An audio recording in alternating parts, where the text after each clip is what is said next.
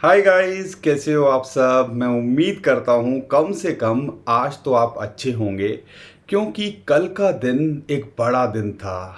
क्यों बड़ा दिन था? क्योंकि बिटकॉइन ने $15,000 का जब बॉटम लगाया था, उसके बाद अप्रैल में कोशिश तो की थी, $31,000 तक गया था। लेकिन 2023 की बात करते हैं तो अपना नया हाई बनाया लगभग $31,400। जो हम उम्मीद कर रहे थे कि अप्रैल में अचीव करेगा, वो इसने जून तक आते आते किया। लगभग 3 महीने इसने लगा दिए।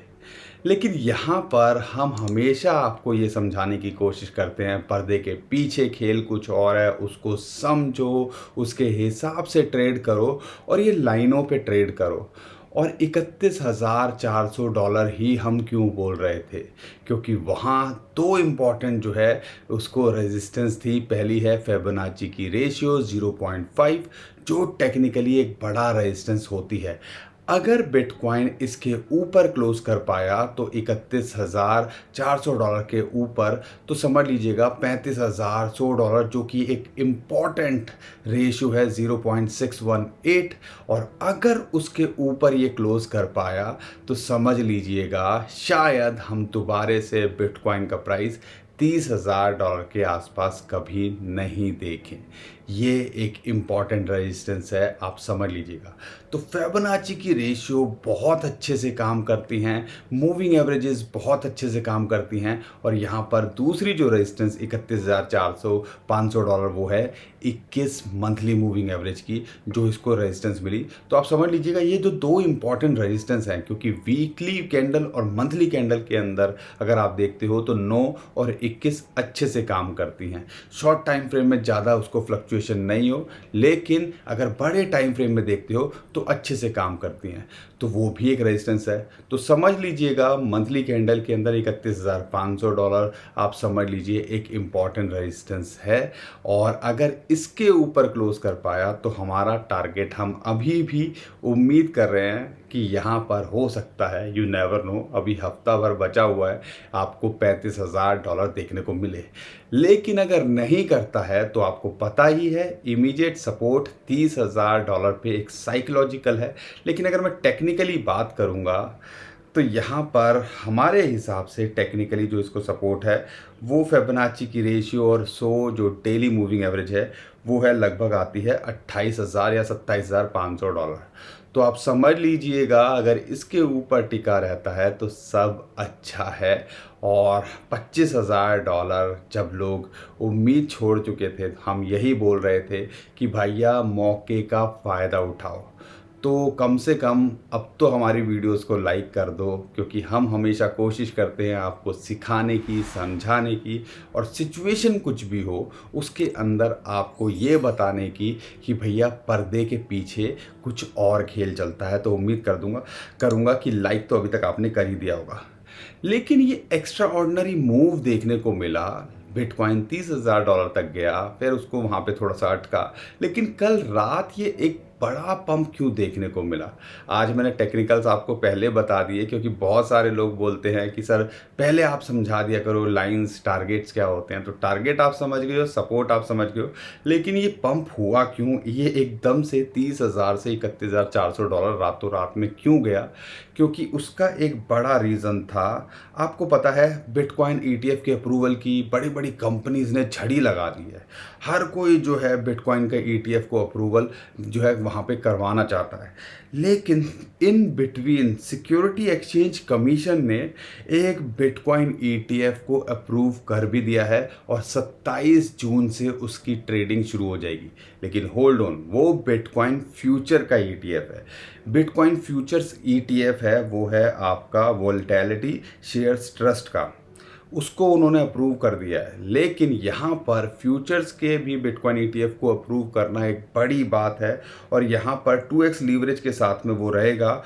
और वो जो प्राइस को लेंगे, सीएमई याद है सबसे पहले जो है COBE और CME फ्यूचर्स आए थे 2016, 17, 18 की बात करूँ, 17, 18 की बात करें, तो उस CME का जो बिटकॉइन जो फ्यूचर प्राइस है उसको वो यहाँ कंसिडर करने वाले हैं।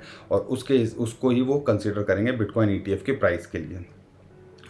तो इन शॉर्ट कहीं ना कहीं एक उम्मीद, एक आस बढ़ा दी है। जब फ्यूचर्स का वो कर सकते हैं तो कहीं ना कहीं स्पॉट के बिटकॉइन ईटीएफ की बात करें तो ब्लैक रॉक हो गया, फिडेलिटी की बात हो गया, इन्वेस्को की बात हो गया, बहुत सारे और fund asset management companies, banks हैं जिनके ईटीएफ अप्रूवल की बात चल रही है। तो आप समझ लीजिएगा अच्छे दिन हमारे जल्दी ही आपको देखने को मिलेंगे। लेकिन ये जो पर्दे के पीछे है, ये कहानी हमने आपको बोला था कि भैया मार्केट के अंदर एक्यूमुलेशन चल रही है और कॉइन बेस पे आप समझ लीजिएगा बाइंग एकदम से बढ़ गई यूएसए के अंदर। और आप देखो कॉइन बेस यूएसए का एक्सचेंज है और वहाँ पे बाइंग बढ़ना, सारे एक्सचेंजेस जब $25,000 के आसपास आया था तो नीचे जा रही थी उनकी बाइंग, लेकिन कॉइन बेस पे बढ़ रही थी। तो समझ लीजिएगा कि यहाँ पर लोगों से माल लूट कर अपने पास रखा जा रहा था और ये पूरा प्लान किया गया ताकि औने पौने दामों में आपकी क्रिप्टो करेंसी खरीद ली जाए। और हफ्ते भर के अंदर 25,000 से आज हम 31,000 $31,500 पे बिटकॉइन की बात कर रहे हैं। तो समझ लीजिए और हमेशा ये रियलाइज़ कीजिएगा कि एक फोमो सा यहाँ पे क्रिएट होता दिख रहा है। साथ के साथ में अगर मैं बात करता हूँ यहाँ पे इथीरियम की, अच्छी बात क्या है, इथीरियम को अभी सपोर्ट मिलती है लगभग 1800 या $1850 पे। यहाँ अगर मेंटेन कर पाता है तो इसका टारगेट 2000 से लेके $2100 तक हो सकता है। और ये जो है ध्यान रखिएगा। लेकिन क्या हमें एंट्री लेनी चाहिए? बिल्कुल नहीं लेनी चाहिए इसके अंदर फ़िलहाल एंट्री, क्योंकि यहाँ पर हमें जो उम्मीद थी, आप जब लेनी चाहिए थी लगभग $1600 के आसपास, हमने लगातार आपको बोला वहाँ एंट्री बनाइएगा, तो आपने बनाई होगी। अगर आप दूसरे कॉइन्स देख रहे हो, हमने 5 कॉइन की लिस्ट 2 दिन पहले भी शेयर करी थी, उम्मीद करता हूँ उसके अंदर भी आप प्रॉफिट में होंगे। लेकिन अगर आप जो है बड़े कॉइन्स डिप में अभी भी हैं तो उन पे फोकस कीजिएगा, वो ज़्यादा आपके लिए ऑप्शन बेटर रहेगा। लेकिन जिस हिसाब से सेंटिमेंट्स बढ़ रहे हैं, अच्छी बात क्या निकल के आ रही है, हमेशा एक रूल जो है समझिएगा, और ये हमने होते देखा है। Part two alt coins, alt season की बात करते हैं तो कैसे आता है, सबसे पहले बिटकॉइन के अंदर फंड आते हैं, अब यही हमें देखने को मिल रहा है। फिर इथीरियम के अंदर थोड़ी सी आपको हलचल देखने को मिलेगी, हो सकता है $2000-2100 पहुंच जाए। उसके बाद बड़े जो कैप के कॉइन्स हैं, टॉप 50 कॉइन्स हैं, उसके अंदर फ्लक्चुएशन देखने को मिलेगी। और फिर जो है आपको जितने भी ऑल्ट कॉइन्स हैं वो फटते दिखेंगे। तो आप समझ लीजिएगा अगले 2-3 महीनों के अंदर एक बड़ा खेल, जितने भी आपको ऑल्ट कॉइन्स हैं वो दुगने तिगने होते यहाँ दिख सकते हैं। और जिसकी बात आज हम कोई नई बात नहीं कर रहे, लगातार हमने पिछले 2 महीनों 3 महीनों के अंदर ये बात आपको बोली है और हमने लगातार कॉइन्स शेयर करने की कोशिश की है। तो उम्मीद करूँगा चीज़ें क्लियर हुई होंगी, समझ में आया होगा क्यों ये पंप हो रहा है और क्या टारगेट्स हो सकते हैं। वीडियो पसंद आई है तो वीडियो को लाइक ज़रूर करिए। कंटेंट हमारा कोशिश करते हैं हम जल्दी से जल्दी आपको समझाने की कोशिश करें, छोटा कम से कम जो है टाइम लें, क्योंकि बहुत सारे लोगों की शिकायत रहती है कम सर जल्दी जल्दी बताया करो। तो उम्मीद करता हूँ सारी चीज़ें कवर कर दी होंगी। फिर भी कुछ रह गया है तो आप हमें कमेंट में ज़रूर पूछेगा, हम कोशिश करेंगे उसके बारे में भी यहाँ पर आपको बताने की।